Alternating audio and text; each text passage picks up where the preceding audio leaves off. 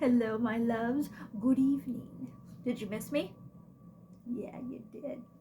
So we're pretty excited tonight because we're doing a episode called Haunted Mississippi, and I kind of got the idea from my best friend Plaxton Emmoms. He lives in Mississippi. He's actually a writer. He writes horror.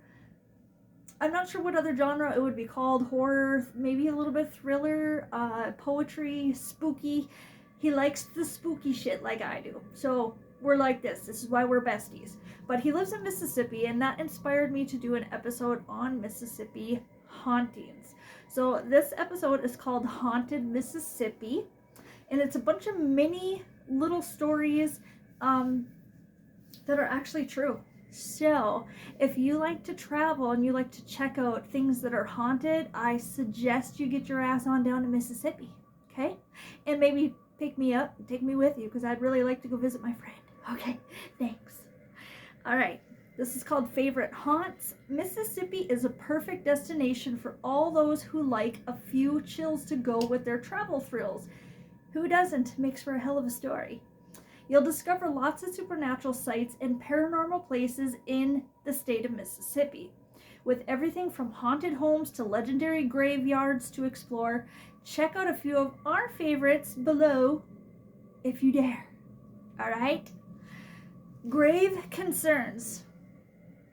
Okay. The Natchez City Cemetery is home to the peculiar grave of Florence Irene Ford, who died of yellow fever in 1871 at the tender age of 10.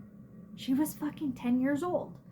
During her life, Florence was terrified of thunderstorms, and she would run to her mother for comfort, a fact which led her mother to request a quite unique grave.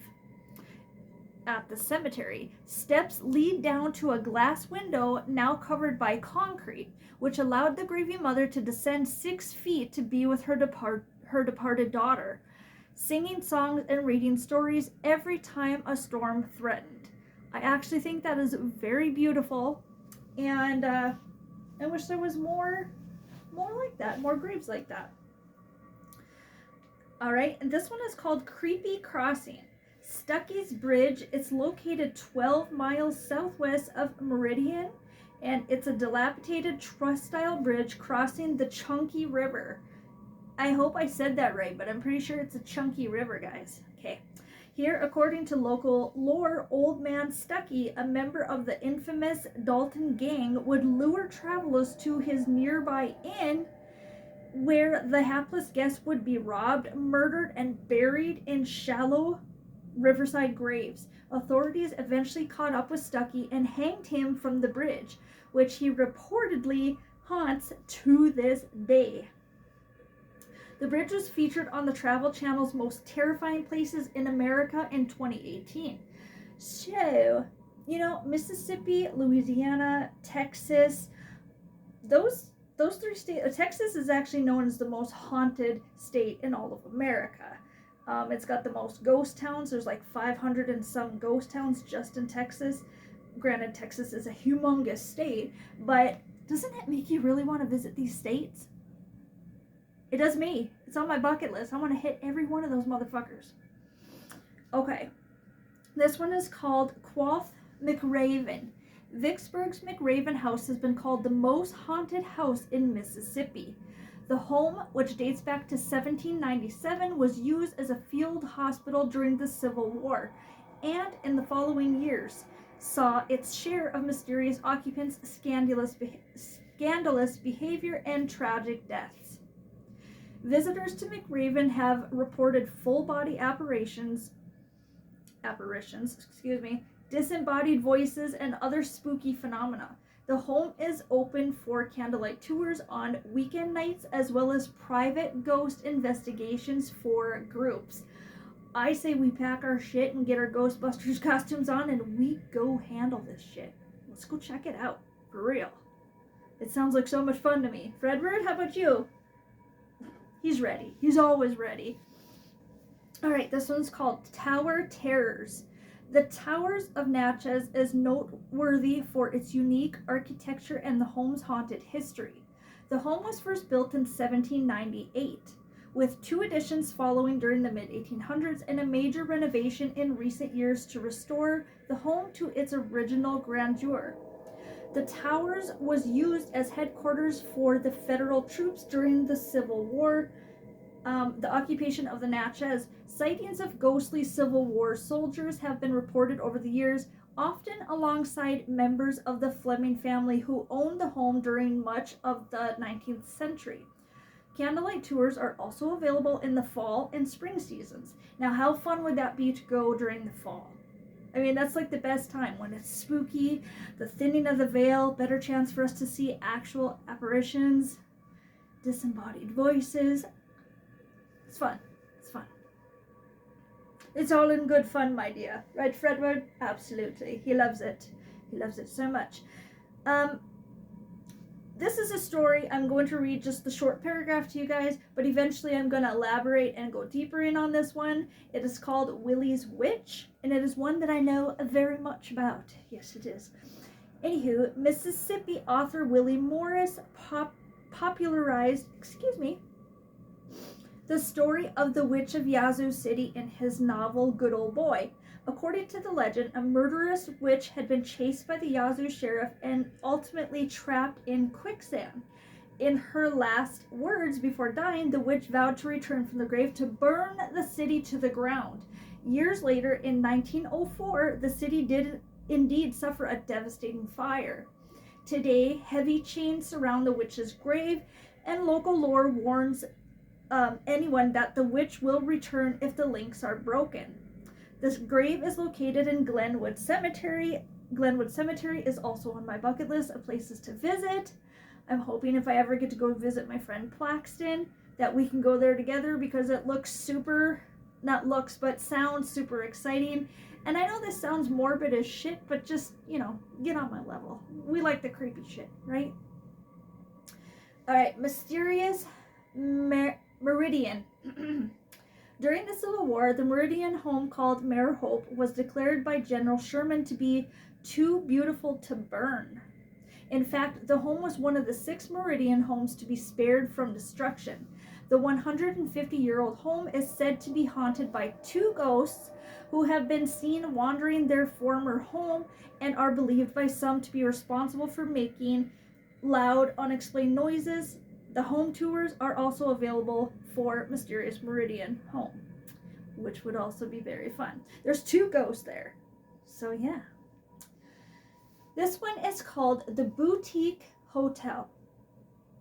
Guests to Jackson's Fairview Inn have reported numerous strange occurrences, including unexplained voices, temperature changes, and even furniture moving throughout the night. The historic inn was investigated in 2018 by the Mississippi Paranormal Research Institute, and their spooky findings covered by the Clarion Ledger that same year. According to the inn owners, the spirits are non-malevolent and appear to be very fond of dogs. Anybody who likes dogs is a friend of mine, so I could make friends with these ghosts. All right, the next one is called Haunted Hills. So Linden Hill is one of the best known haunted homes in Mississippi and was recently featured in the Travel Channel series production Haunted in the Heartland. The Greek revival home is said to be haunted by the spirit of Beulah Cawthon? I can't pronounce the last name, but it's Cawthon, I believe. A woman who spent 40 years in a mental hospital and was accused of attempted murder against her parents.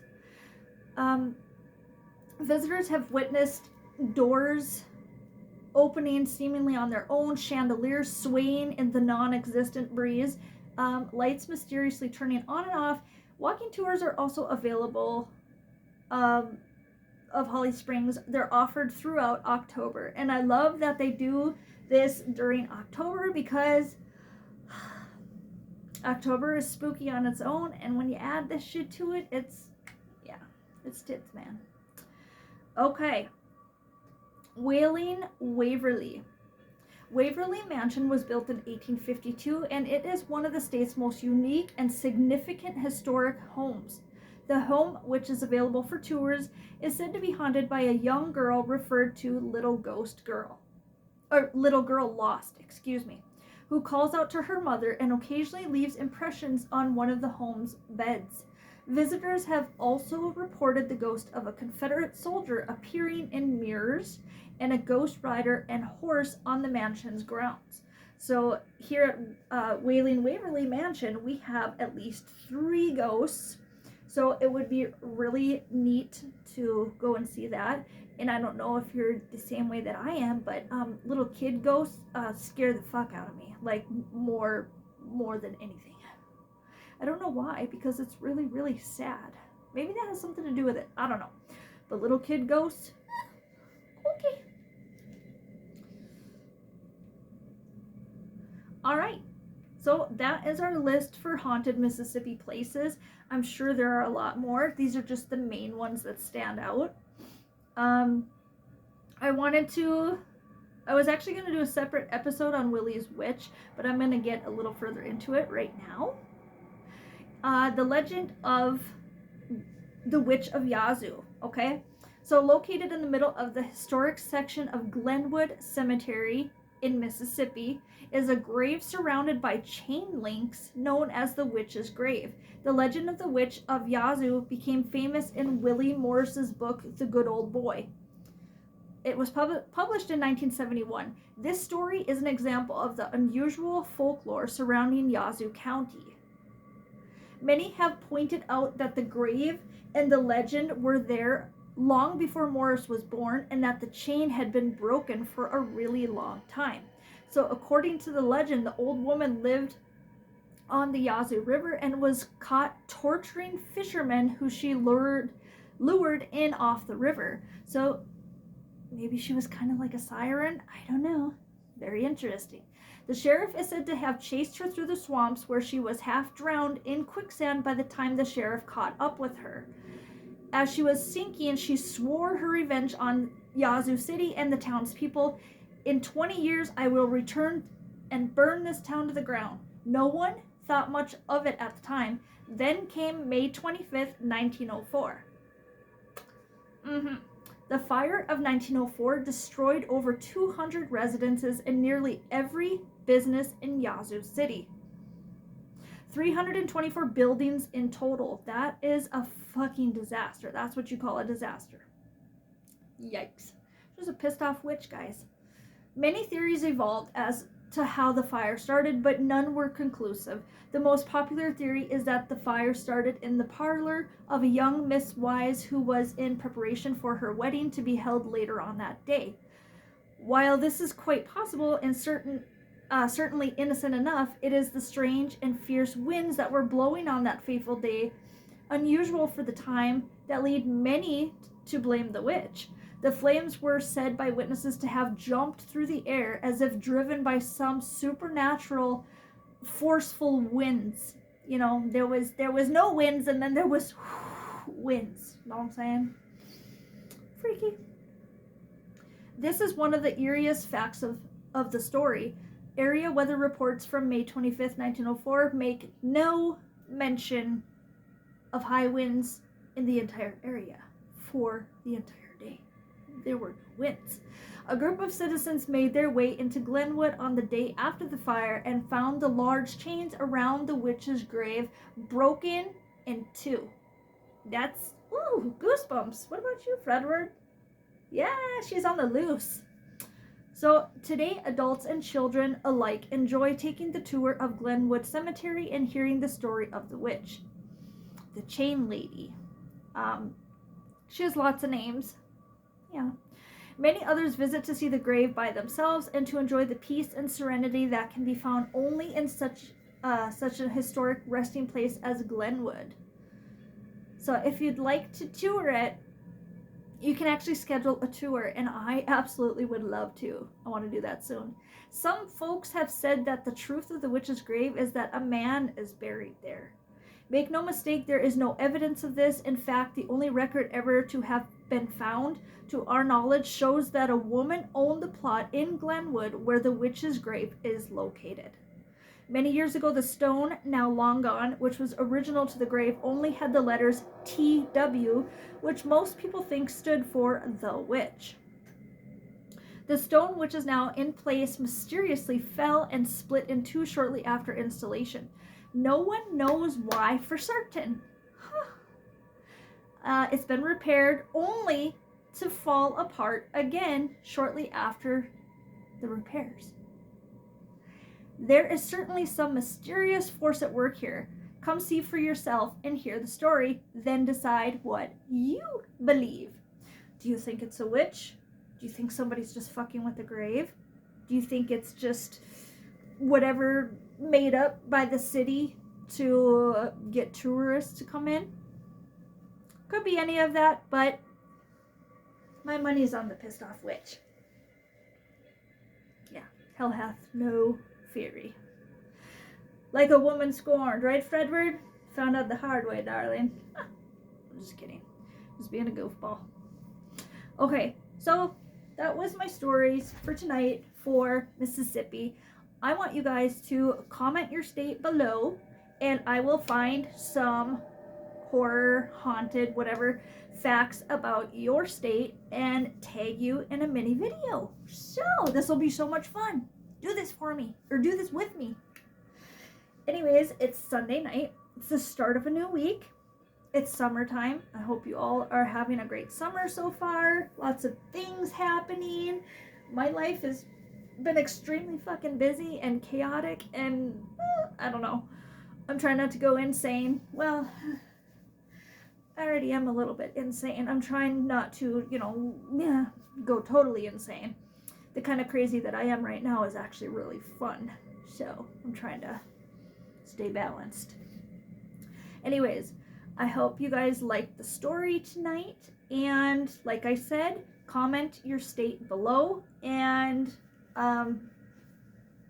include if you do have a story in mind from your state, include that. And if I find one that looks interesting, I will do an in-depth little video on it and tag you in it, and also give you a shout out in the video. So let's make this fun. This one was for my best friend Plaxton Emmoms, lives in Mississippi. He's a writer. You should really check out, I think he's got like 4, maybe 5 books out already. I've only read the first one and part of the second, and they are really cool. The way his mind is, he's a great writer. I'm so proud of him. You should check his stuff out. You can find it on eBay. Plaxton Emmoms, Emmons. He lives in Mississippi. So that is the end of my story. And like I said, it's a new week. I hope you guys have a beautiful week. Have a great summer. And I will see you bitches in like a week. Okay. All right. Love you. Bye.